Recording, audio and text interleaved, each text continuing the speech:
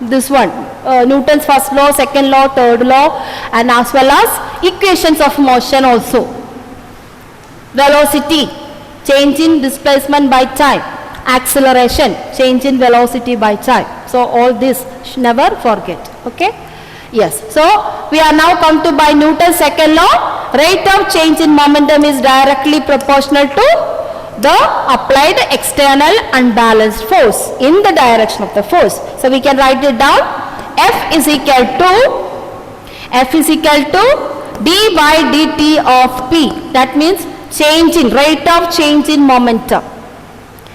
dP by dt.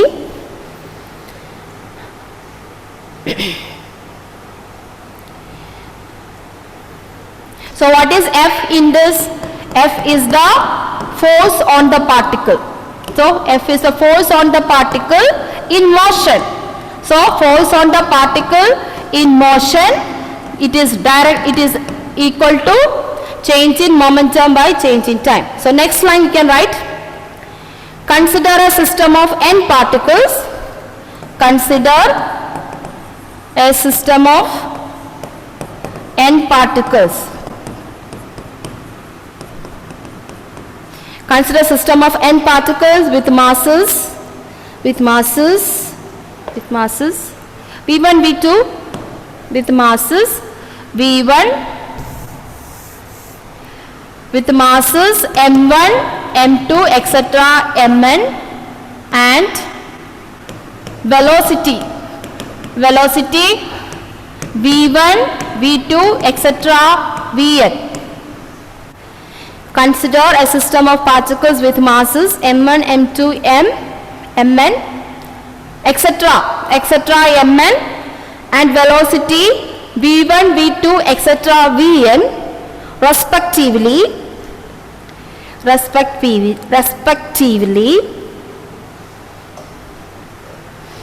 Then next line. Then total linear momentum of the system. Total linear momentum of the system. Total linear momentum of the system. Capital P is equal to P1 plus P2 plus P3 plus etc. plus Pn. That is equal to M1 V1 plus M2 V2 plus M3 V3 plus etc. plus Mn Vn.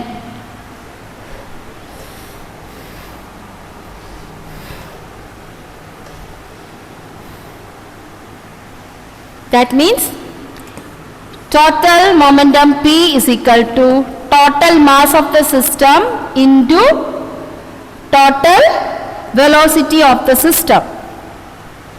That means total momentum of the system is equal to total mass of the system into total velocity of the system.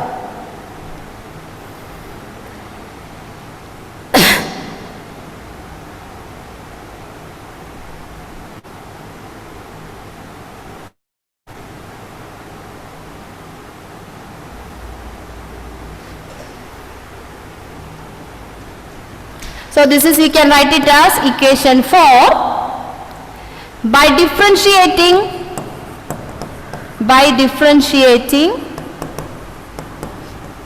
equation 4,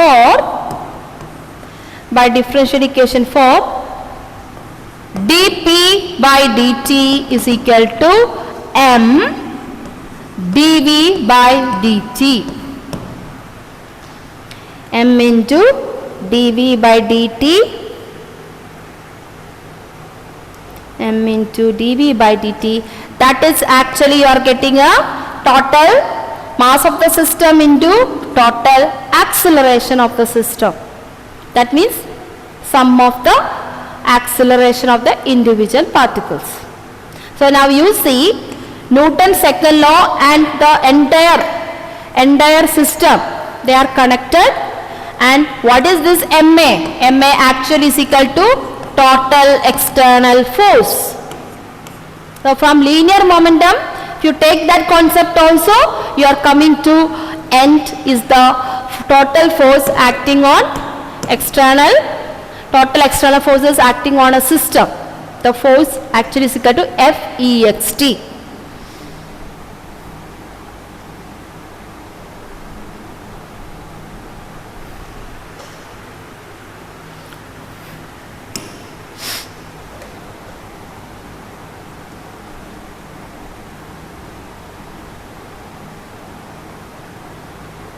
So we can conclude that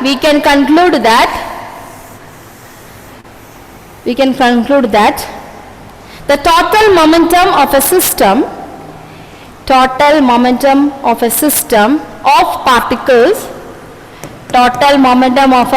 of particles is equal to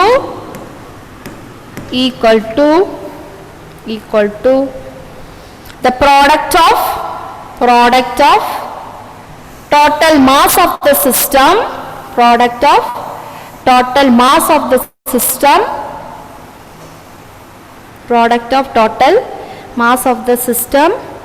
and the velocity of its center of mass. Total mass of the system and velocity of the center of mass. Mass of the system and velocity of the center of mass.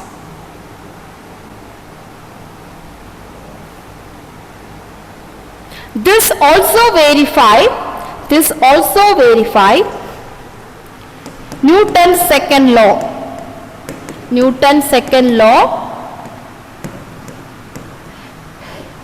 extended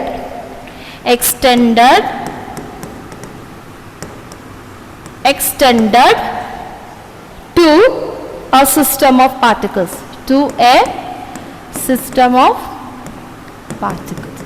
So this derivation you need to study. This one you need to study, not the previous one. Proof of verification of Newton's second law on the basis of system of particles. So starting from linear momentum onwards up to here. Okay, this may be for 3 marks. So the question can be verified Newton's second law extended to a system of particles. So that is this statement 4. Verify Newton's second law extended to a system of particles.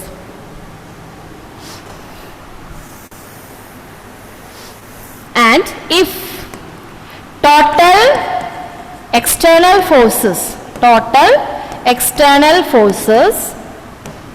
on particles, total external force of particles equal to 0, then this force external also is equal to 0. dP by dt also 0, or momentum is constant, or we can say momentum is constant, and system is moving with constant momentum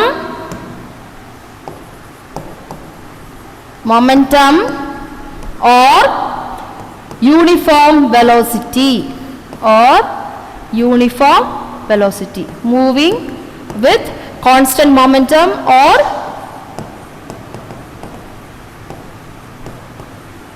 uniform velocity.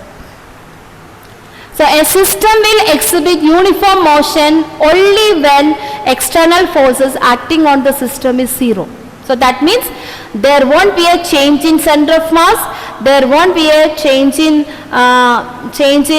velocity, there won't be a change in momentum, there won't be a change in acceleration. So the body will continue move without non-stop. So there comes to the Newton's first law. So from this it is coming to Newton's first law. What is Newton's first law? A body remains its state of rest or state of motion until an external unbalanced force applied. So from this what you understand? A system of particles obeys all the 3 laws. First law, second law, third law. And when I explain to you the molecules of an atom, internal forces. They also provide conservation law of energy. That also is there. Clear? So that is our linear momentum of a system of particles. So once we complete our linear momentum, we go to angular momentum. Before that, we can write some examples of center of mass motion. So you can just write example of, so far we have completed center of mass motion. So now we can write it down. Some examples which exhibit.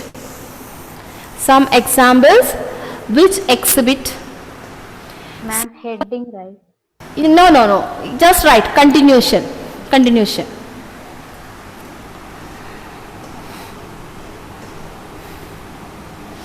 Some examples which exhibit center of mass motion. Center of mass motion.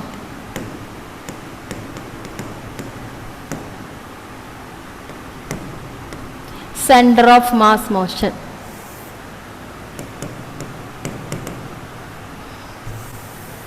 We can write it. First example, if you want, just to name you learn, understanding. Explosion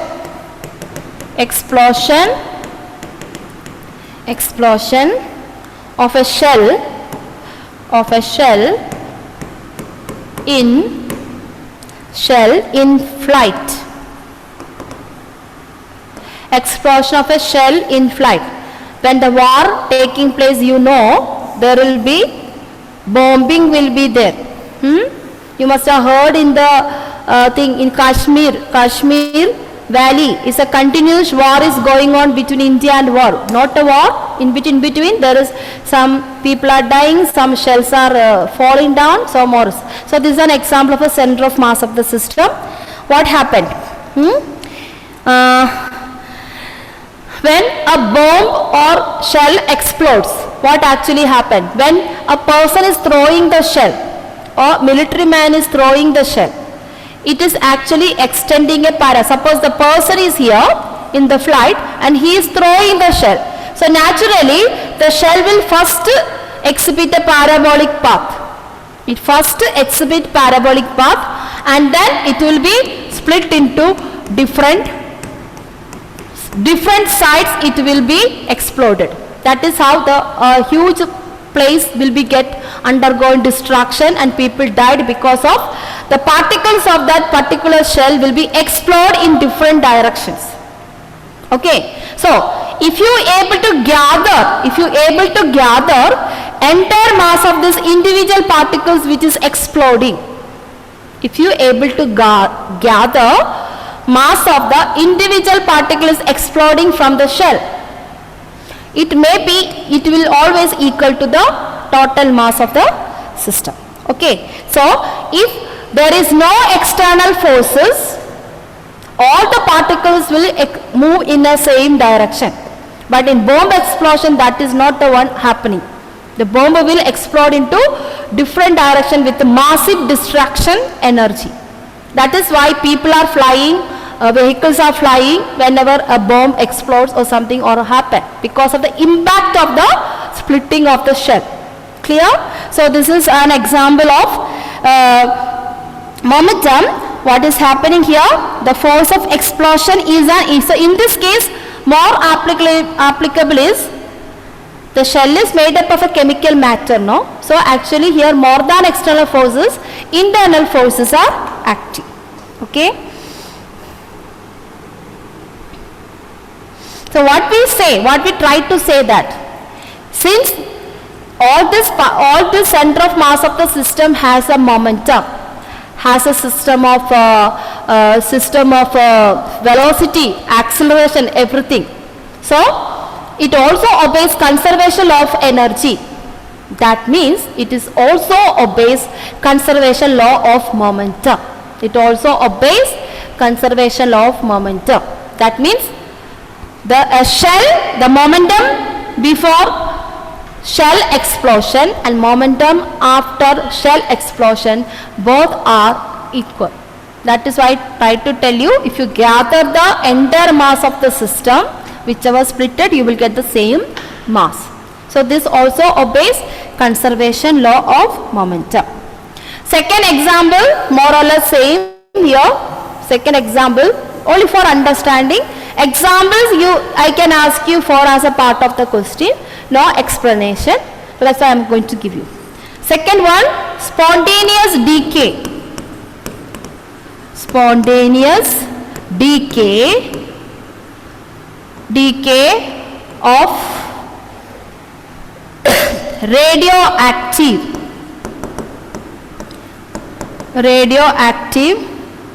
nucleus at rest.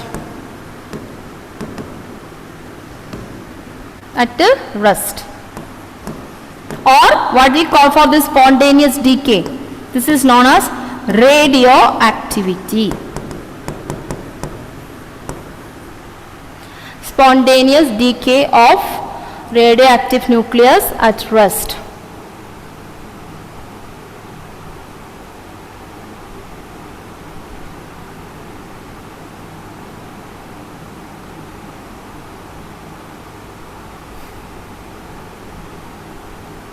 Okay, so now it is at rest. When nucleus is at rest, center of mass also at rest. There is no external forces, but there will be internal forces in the nucleus. Then as a result, what happened? In internal forces, due to internal forces, some of the nucleus means above, we can say above 50 atomic number. The atoms which is above 50 atomic number in periodic table, majority of the atoms are radioactive in nature. That is what chemistry you studied, isotopes, isobars, radioactive isotopes. Okay, so majority of this nucleus are above 50. Majority of the radioactive atoms, they are radioactive elements, they are unstable. So there is no need of external forces there. Sometimes due to internal pressure within the atom, it can be split into fragments. That is what we are making use of this property in nuclear fission. 10th standard we learn nuclear fission and fusion. So this property is the one which is lead us to find out a nuclear power reactor, an atomic bomb. Correct. So even it is at rest, there is absence of external forces, but due to internal forces, this kind of smallest particle can undergo splitting, and even they split, total momentum is conserved. Okay. So for example, a uranium undergo nuclear fission, and it will be converted into a barium and krypton, that you learned in 10, barium and krypton, and then another 3 neutrons. If you add the mass of all this barium, krypton and the 3 neutrons, you will get the same atomic number and mass number of uranium, 238. Okay, so that's why every part of the life, this conservation law of energy, conservation law of momentum is there. So that's about the example of another center of mass motion. Even they split, if you put them together again, it will move as a center of mass of the system. Third one, you can write motion of Earth-Moon system, motion of planets. You can just write simply motion of planets around the sun, or motion of moon around the earth. That's the same thing.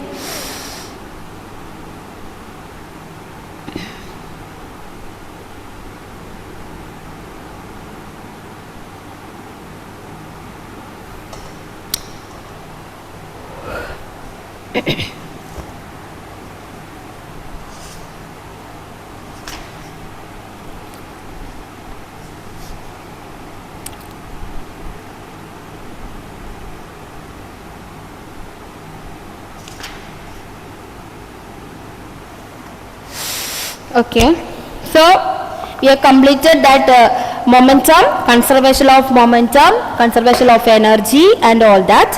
Now we are moving on to next one, torque. Okay, torque. Next term. Now so far we are studying about the system which is in a majority are in translational motion. Some are in regarding the earth, moon, planets, that is rotational motion. Now we will go detail little more about the rotational motion. So our chapter is system of particles and rotational motion. So you are now coming into the second phase of the chapter, rotational motion. Okay, we are going to study detail. So first basic of rotational motion, what you are going to study is torque. So you can write the heading, main heading, rotational motion of a system.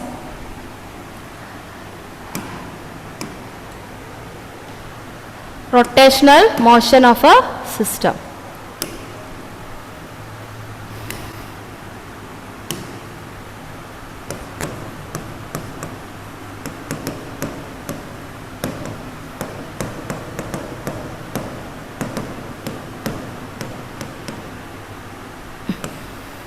First part, what we have to learn, what is rotational motion?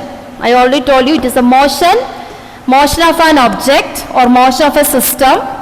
What do you mean by rotational motion? Motion of a system of particles about its own axis. Rotational motion, here is the difference between circular motion and rotational motion come. Okay. So far we have studied rotational motion and more or less same like circular motion. No. Circular motion means even earth is rotating around the sun. There is no axis of rotation of earth around the sun. Earth is rotating its own axis, that is correct. But earth is rotating, planets are rotating around the sun. We are not mentioning about the axis. We are only talking about due to centripetal force, the planets can revolve around the sun without changing the orbit. So that is the difference between circular motion and rotational motion. When you come circular motion, it is only a motion of an object in a circular path. You are rounding in a circle. Where is your axis of rotation? You don't have an axis. You are not tied to any of the thread or something. But you are moving in circular. But a fan is rotating or fan is in circular motion, that can become a rotational motion because fan has suspended on a particular shaft, and when you switch on the current, the fan is rotating around it. So that is, the fan is having rotational motion. Clear? So that's the difference between circular motion. Circular motion is path dependent. It depends upon the path. Why? The path should be circular. But rotational motion, it is not necessary the path should be circular. There should be an axis. Because of that axis, when they rotate around it, it goes to round and round. That's it. That's the only difference. Because of the presence of the axis, the particle which started moving around the axis, it is going to be a rotational motion. Circular motion, a path is necessary. Those who move on a circular path, that is circular motion. So if you talk about a fan, yes, it has both the circular motion as well as rotational motion. Okay, it is rotating around the axis, but the movement of the wings of the fan is on the circular path, but entire fan is rotating around the axis. So that is how you understand the difference between circular motion and rotational motion. So when you talk about rotational motion, angle is important. At what angle it rotates, angular displacement is important, and as well as angular velocity also important. That is already we discussed in the previous session about motion in a plane, because this is become a two-dimensional motion. So rotational motion turn into a two-dimensional motion now because of the angle, axis, all that. Clear? Okay. So that is about the main basic of motion of a system of particles about its own axis, and the object which is rotating about axis of rotation, we can say that it has a turning effect. It has a turning effect. Okay. So, you can write the first term. After writing first term, we wind up the session. Then we go to the detail. So, first term related to rotational motion is force.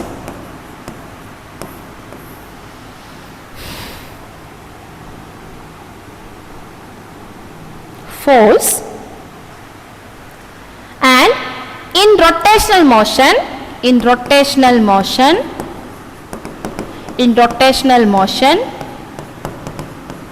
the force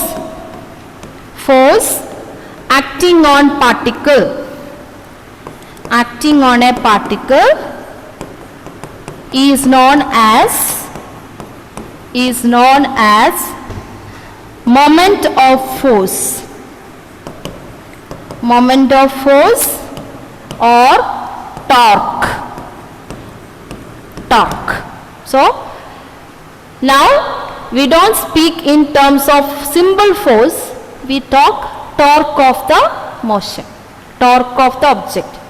Why? It is a rotational motion, this force is now turning into another new term. Yeah? Does torque have anything to do with vehicles? Anything? Like in the engines and all we hear. Suppose engine is rotating around its axis, it is torque. Engine. Motor, just talk about motor in electric motor inside the pumping the water. If the motor is rotating around its axis, then we call the force exerted by the motor is torque. Okay. So that's why coming to. Now, what is the scientific definition of the torque now? So now no more we don't talk about in terms of force, we talk about moment of force or torque. Now we are coming to the definition of the torque. Torque is the turning effect of force. Torque is the turning effect of force. Torque is the turning effect of force about the axis of rotation. Torque is the turning effect of a force about the axis of rotation. We represent torque. How you represent torque? Torque we represent with the letter tau. Not T-O-E tau, it is T-O. This is just like a T, but this is how we represent. Greek letter. It is Greek letter T. Torque represent with the letter. Okay. So, time up, and how can you measure the torque? We can measure the torque with multiplication of the force and perpendicular distance. Force into perpendicular. Force means it is actually the symbol force. Whenever an object rotates, it should be applied a external force. So it is torque is equal to F into perpendicular distance from the axis of rotation. From the axis of rotation. That is torque is equal to force, vector force into perpendicular distance.